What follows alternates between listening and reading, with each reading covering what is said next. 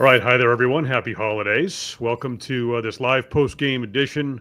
Bleav in Bills. Adam Benigni, WGRZ TV. And there you see Sal Maiorana live with us from Highmark Stadium in the press box in Orchard Park. 24-21. Bills over the Patriots. Well, Sal, this was a hell of a lot more competitive than we thought it would be, and quite frankly, than it should have been, I think. No, this was a disappointing and I would say disconcerting performance by the Bills. They did not come ready to play in the first half. They were just terrible on defense, falling into a 14-0 hole. They could not stop anything the Patriots were doing. The offense was sluggish. And that really, even into the second half, Adam, I mean, if they don't get the 3 turnovers, and we've talked about turnovers before, there's a little bit of luck involved with turnovers. And sometimes the luck goes with you and sometimes it doesn't. They were very fortunate that they got the 3, and 2 of them were huge. 2 of them, one took 7 points off the board for the Patriots, one gifted the Bills 7. Without those plays, Adam, we're talking about one of the most disgusting losses. Well, Yeah. we know what we're talking about. We're talking about the typical Bills loss every year, because it seems like they have one of these every single season where you cannot explain how it happened. They were lucky that they avoided that today.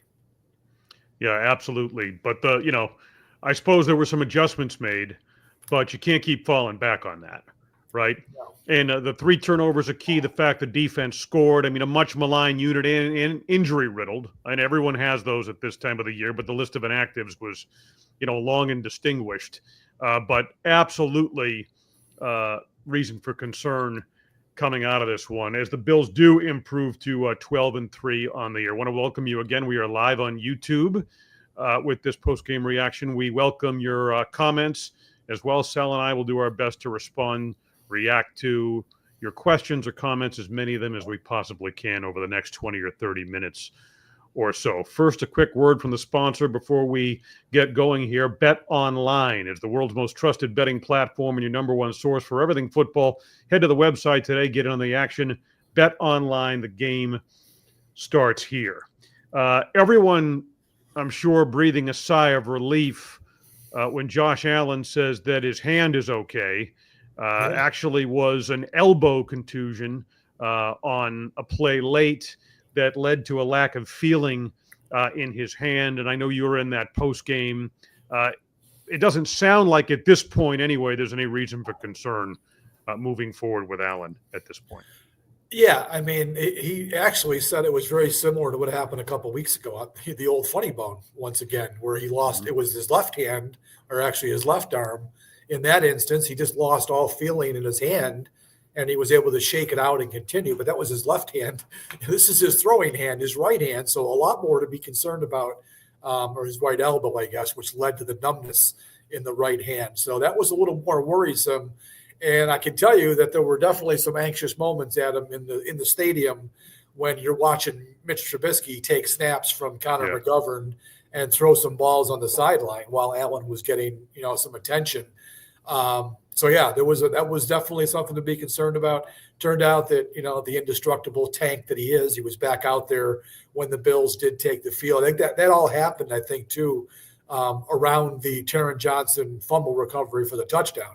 So that gave him a little bit of extra time, to get the feeling back in his hand so he could grip the ball and throw it. But, at some point, Adam, you really have to wonder when his luck is going to run out. He has not missed a game since 2018, and I don't want to jinx him here, but there's been a couple moments this season where, holy smokes, if he's hurt, if there's something wrong, what the hell is this team going to do? Didn't have to find out today, and hopefully we don't have to find out anytime in the near future. But that was definitely a moment where there were some raised eyebrows in the stadium.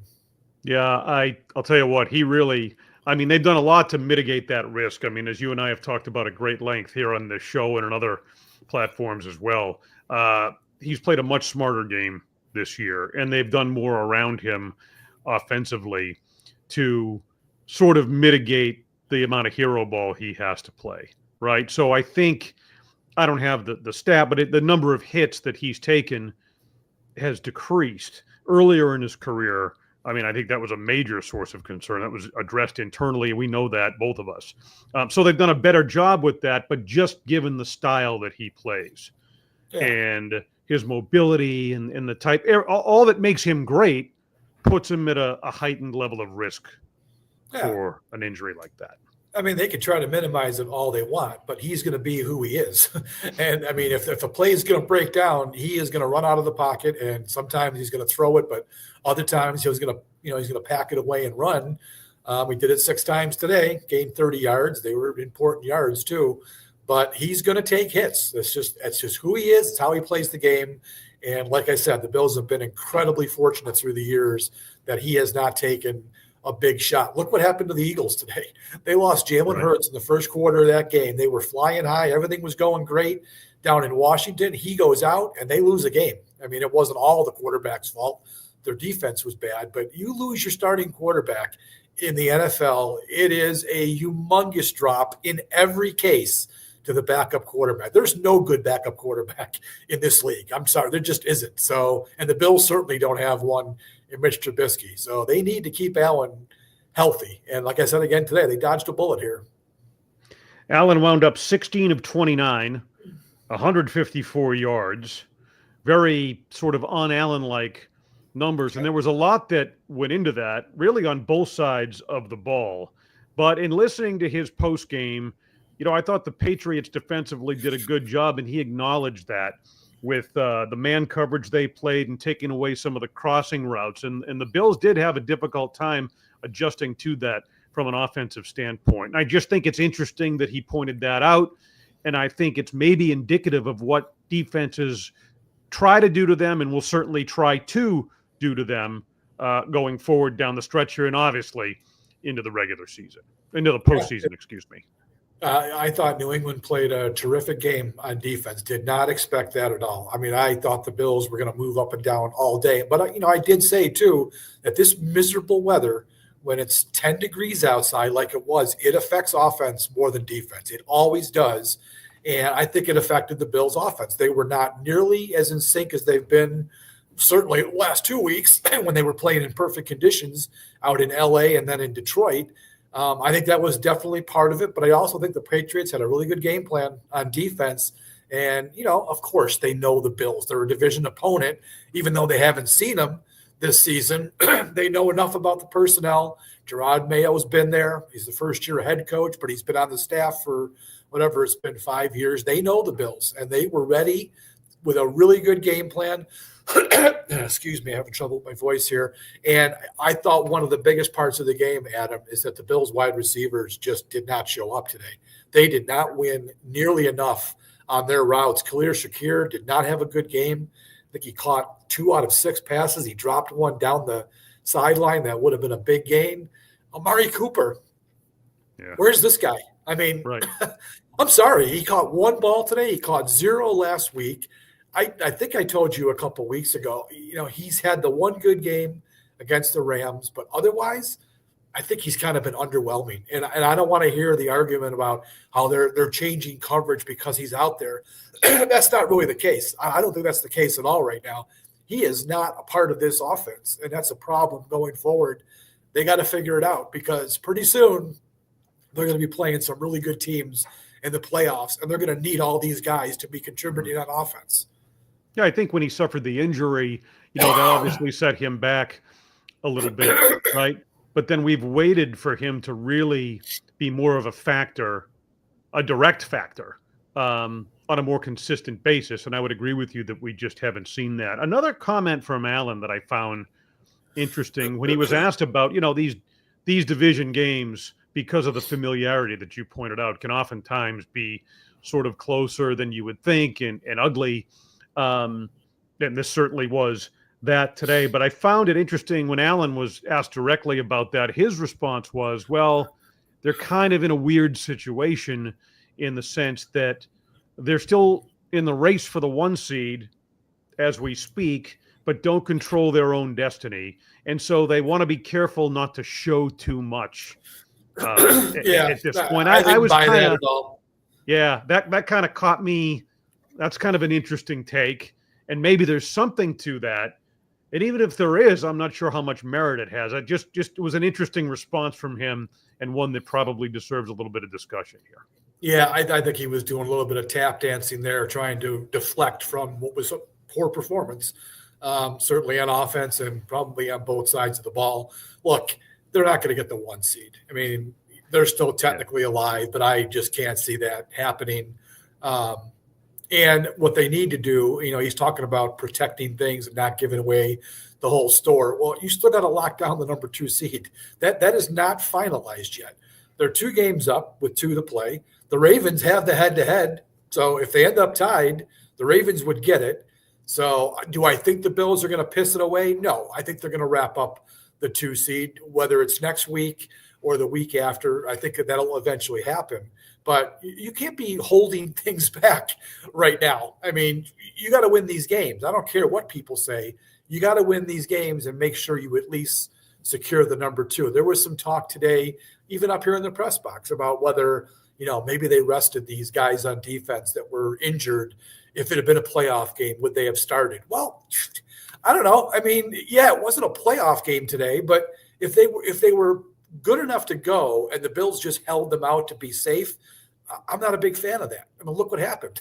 They almost blew this game because their secondary was awful. The guys who played in this game today in place of the 3 starters were mostly awful, led by Kaiir Elam, who played, I thought, a terrible game. So don't be pissing away victories. Don't be pissing away victories. No, 100%. And McDermott was asked directly about that afterwards, and he just flat out said, again, kind of a protocol blanket response. If a player's not ready to play, they're not going to put him in there. That was how he addressed that situation. So, yeah, I know we're going to get to the defense here, but since we started on the offensive side, I'm keeping it there for now. There is no question. Josh Allen's the MVP of the league. Josh Allen is undisputably the MVP of the Buffalo Bills. I mean, where he goes, they go. Okay, so we've long established that. But if there's sort of a 1A, you could make an argument for James Cook.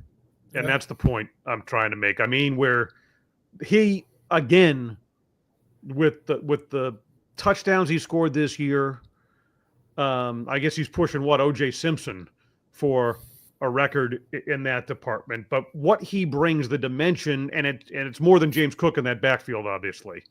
It's kind of a 3-pronged attack, and that's not to take away from anybody else. But, I mean, Cook, 11 carries, 100 yards, 3 receptions, 26 yards, a couple of touchdowns.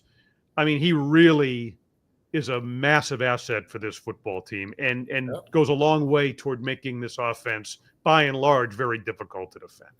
Hey, he was the man of the match today.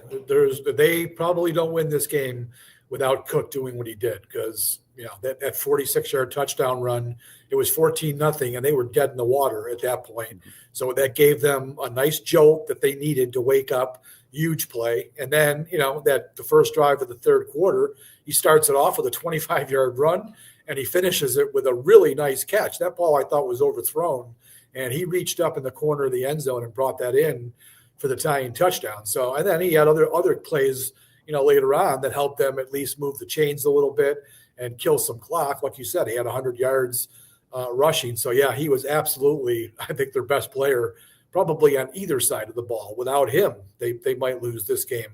And Ty Johnson came up with a nice play at the end of the game there. Sure thing. After they recovered the onside kick, the Patriots still had the 3 timeouts. The Bills needed a first down, and Ty Johnson, I think he saved some heart palpitations there by ripping off that 12-yard run right away to get it taken care of. So, yeah, overall, a nice day on the ground for the Bills rushing game. And James Cook was at the center of it. And they're going to need him to keep doing that, because we always talk about it.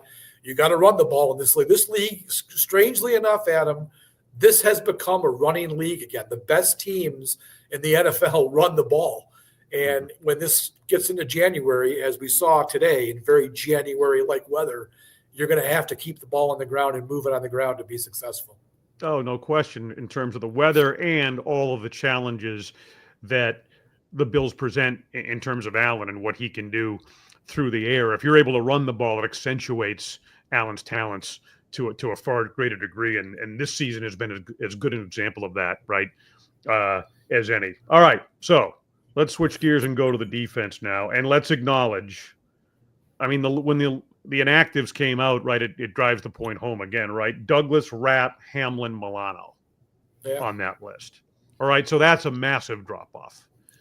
It's not an excuse, but, I mean, those are very significant subtractions from this lineup. So I don't want to, take them off the hook at all. And look, defense has been an issue with this team. I mean, I think as you project toward the postseason, I mean, I'm concerned if this team's going to have an undoing, it's with this defense. Oh, absolutely.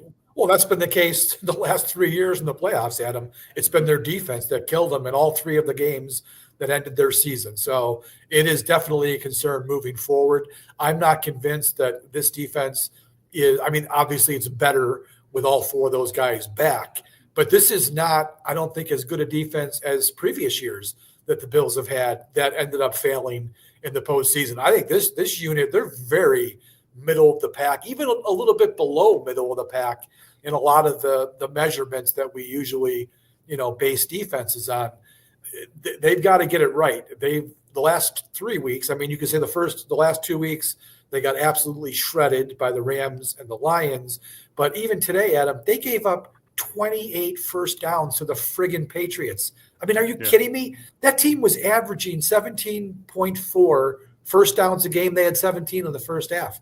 They had 379 yards, I think it was, of offense. That was a bad performance by this Bills defense. And again, I get it. There's guys that are out, but the backups have got to play a whole lot better. Very interesting to me. Dorian Williams did not start the game, and he was on the active roster. He was on the 5th or on the 46. And originally we're thinking that, they're just protecting his elbow injury and they're going to go with Balen Spector. Well, Balen Spector is horrible. He is incompetent as a linebacker on this team. He can play special teams. He cannot play linebacker in the NFL.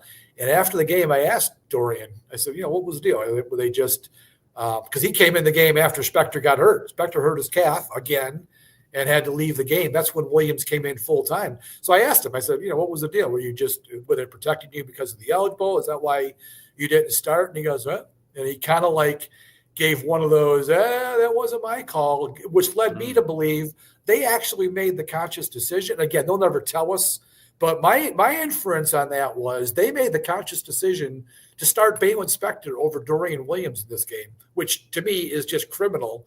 And then he only got into the game because Spector got hurt. So I love to know the backstory there. Part of me wants to think that, they probably were protecting Williams because he did wear an elbow brace during the game. And then maybe they were going to make the change anyways before Spector got hurt because he was so bad. But it was just an interesting interaction in the locker room, the way that whole thing was explained. Well, he didn't really explain it. He kind of just soft shoot his way around it. But anyways, I've digressed way off the point here, but the Bills defense was not good today. And if they didn't get those 3 turnovers, they would have lost the game. Yeah, I agree with you. Interesting insight. I mean, that's why, you're in the locker room, and sometimes, as we both know very well, sometimes the lack of an answer is an answer in and of itself.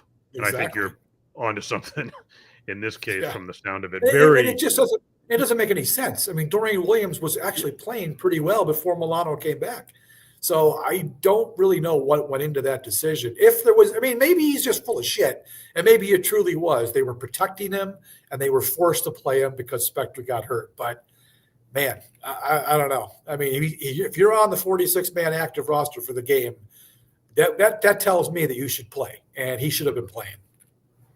All right, so a couple of more points here, and then I can see we have a good number of comments coming in here on the chat. I want to get to some of them before we wrap things up tonight.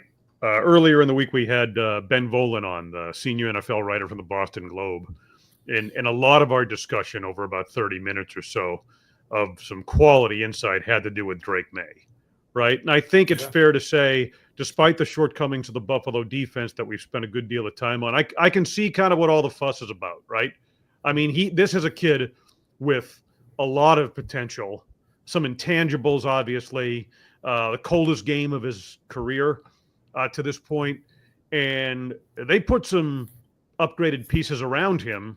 If we're projecting into the future of the division, it would appear this did a lot to solidify the argument that the Patriots have found an answer at quarterback. Oh, absolutely. The worst thing that came out of this game, Adam, is we saw firsthand today that it looks like the Patriots have found their guy. I mean, it took 5 years after Brady, and I think every Bills fan was hoping it was going to take 2 decades like it took the Bills to find their answer after Jim Kelly retired. But apparently the Patriots have fast-tracked it because Drake May looks like the real deal to me. And we talked about this early in the week. He has a lot of similarities to the way Josh Allen plays. He's not quite as big, but he is 6'4", which is the same height. I think Allen's 6'5". He's about 15 or 20 pounds lighter, but he could probably gain some weight in the weight room this offseason. He's got the big arm and he's got the mobility.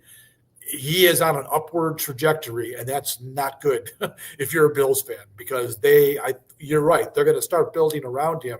They're going to have a very high draft pick, obviously, in the draft in 25. They may replace Gerard Mayo, who showed me nothing today as a head coach. Ben might be right. He might be a one and done after this season. So the Patriots, I think, are going to be, maybe not next year. Maybe they get back in the mix next year, but not too soon after that. They look like a team that's going to be back in it. So, and Drake May's the reason why. Yeah, I think that's one of my biggest takeaways from this game today. That's looking, down the line. On my notes here, you'd mentioned Kaiir Elam. Speaking of high draft picks, that one not panning out. We've already discussed that. And look, the penalties, 13 for 78. Terrible. And as Sean McDermott very aptly pointed out of the postgame, 6 of them were pre-snap. Yeah. This is an issue. Yeah. Well, they had 5 pass interference penalties too. I mean, again, I know there's 3 backups playing in there. Kaiir Elam had 2 of those. But it's just terrible. I mean, I just thought their defense was really substandard today. And the penalties were they had 13 for 78 yards. That's unacceptable at every level. I think the Patriots had 4 in the game. That's the bad team that was out here today. They looked like a much more efficient, a much more in-tune team than the Bills were really almost the whole game. And that's pretty disappointing. And, I gave Sean McDermott and his coaching staff a D in my report card. They did not come ready to play. They made some adjustments, which was good, but penalties, you can point to coaching and technique as issues there. Special teams was crappy again with, 2 big mistakes that were costly. Just not a good day. It was not a good day for the Bills. And like I said, very fortunate that they survived. All right, let's get to some of the comments if we can. Jim and Sarah, most of this game is a perfect example of why bend but don't break is a bad philosophy with Josh Allen. It shortens the game and limits possessions for the star quarterback. Thoughts? Well, I guess. Look, we've talked about how almost by design, this Bills defense will give up some yards on the ground, right? It's how they play. And that too. It's frustrating that they aren't more aggressive, but this is how they've always played. The issue, Adam, is that they've been able to play that way for most of the time in Allen's career. Well, certainly since 2020. As I said earlier in the show, I don't think this defense is good enough. I think this defense bends and then it does break. It breaks more than some of these past defenses have. That'll be a problem in January. Well, and here's something else that you and I have talked about. This defensive line, right? I mean, and it accentuates the point, right? That they've got to be better on a more consistent basis. Yeah. They just have. How do you figure last week they played the best offensive line in football and pretty much, I wouldn't say dominated. They gave up 42 points, but they played really well, that defensive line last week. They gave Goff all kinds of trouble, and Oliver had the 10 pressures, as we heard all week. And then this week, this is literally the worst offensive line in the NFL. And I thought there were long stretches in this game where the Bills were losing at the line of scrimmage. It's just kind of inexplicable how this game played out today. But that was another big thing, is how their offensive line did a really good job against the Bills' defensive line. Yeah, so I get the question or the comment, right? And it illustrates the point, and it's a vulnerability that is a reason for concern as we look toward the postseason. Let's see what else we have here. Someone said the Sabres are messing with your voice. No reason. Yeah, I just didn't bring No, water over. I got to remember to bring water when I do this. all right, when you bring in someone like Cooper, this is Bob R. You're not bringing him in to be a decoy, whether it's Brady, Josh, or Cooper. Production is needed. I think we've addressed that, Yeah, and we I've been agree disappointed. with I'm Bob. Yeah. sorry. I think they need a whole lot more. I'm not watching him on every play, but to be targeted twice today, one catch, not even targeted last week. How the hell could you not be targeted in that game last week when they threw the ball all day long? There's the problem there. I don't know what they do, but they need to get more out of Amari Cooper. He was supposed to be their big trade deadline acquisition who was going to take this offense to another level. Not that it needed it. I mean, it needed a better receiver, but they were already humming pretty good. But he has given them nothing. That's a problem. Yeah, it is a problem. All right. Let's see what else we have here. The Patriots came out. Carl Tommen. Patriots came out and immediately started picking on the reserves on defense. Yeah. They had a very, very sound game plan, and the Bills' defense and the shortcomings we've talked about did a lot to allow them to execute it. Gabriel Lamb, a classic trap game. We'll go back to that. Does that apply? I'll go back to the previous question. Remember, we talked about Alex Van Pelt during the week, and he's probably going to he might get scapegoated this year if they keep Mayo. We talked to Ben about that on Friday, and I thought he had a really good game plan today. He knew how to attack this Bills defense. So props to Alex for doing that. Whether he survives the offseason, we'll see. But a good job by them. They did a really nice job of attacking the Bills defense. Trap game, I've told you this a million times, Adam. I don't believe in trap games. I don't believe in trap games in the NFL. There's only 17 games during the regular season. You got to play every single game. There's trap games in the NHL and the NBA when you're playing 80. In baseball, there's games where you just go to sleep. Who cares? 162. In football, there's no such thing. And we just saw it today that on any given Sunday, right? We've been hearing that for decades. It's a mantra in the NFL. On any given Sunday, any team can beat any other team. We almost saw it happen today. So I don't believe in trap games. I believe in the Bills got out-coached and outplayed today. That was the difference.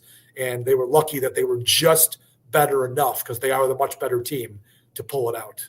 Yeah, I agree with you. I mean, the parity in the league now in the salary cap era, right? And the way this thing is set up, the margins, it's not like the early 90s, right? Those Bills teams where you could put together these juggernaut teams with a bunch of future Hall of Famers and keep them together. You can't do that anymore.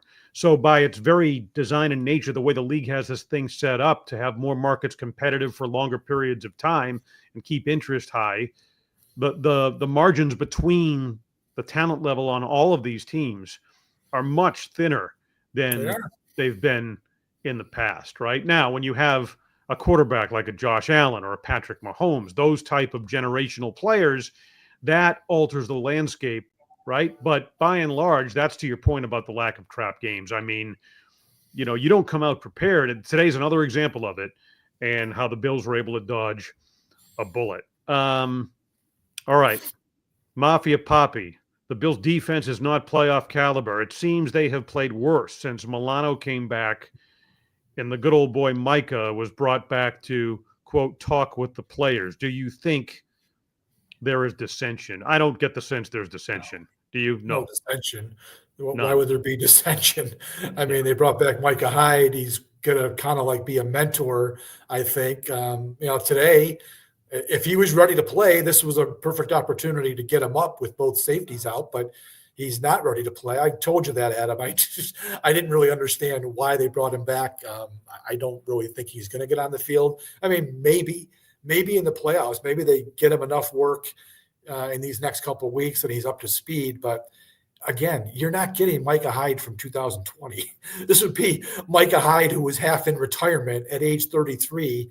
I don't see how he's really going to help the defense. What they need to do is get, Taylor Rapp back for sure, and DeMar Hamlin, who, there's better players than DeMar Hamlin, but he was having an okay enough season. before he got hurt. So there's no dissension going on here. And the point about Milano is pretty funny. Since he came back, the defense has been worse. It really has. I mean, they have not been a good defense since he's been back. Now, today he had nothing to do with it, but, in the Rams game and the Lions game, he was out there and they were getting torched. So I don't know. That's interesting. 2 points about the veterans. First on Milano and then on Hyde. I feel like the Milano situation, right? Him coming back. I mean, I think they put too much on him too soon, allowing him to play. I think against San Francisco, it was 77% of the snaps, right? And I understand how anxious he is to get back in there, but I mean, it clearly illustrates to me and accentuates the actual amount of football game action he'd missed since that leg injury in London early last season. I think you're right. I was a little surprised by the approach they took.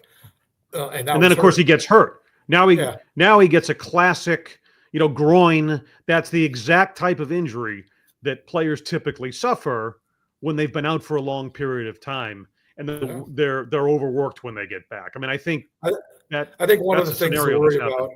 I think one of the things to worry about with him is his body's kind of breaking down.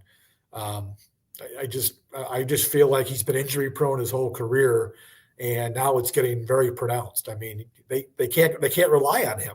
So he signs for next year, and I would imagine he'll be with them next season. But we were talking about today in the press box, like, is it possible that they would move on, make him a post-June 1 cut, and soften the dead cap blow, because it's going to be a heavy dead cap. And I don't think that'll happen. I think they will let him play next year, but the dude's got to stay on the field, Adam. He's not doing him any good, being inactive again today.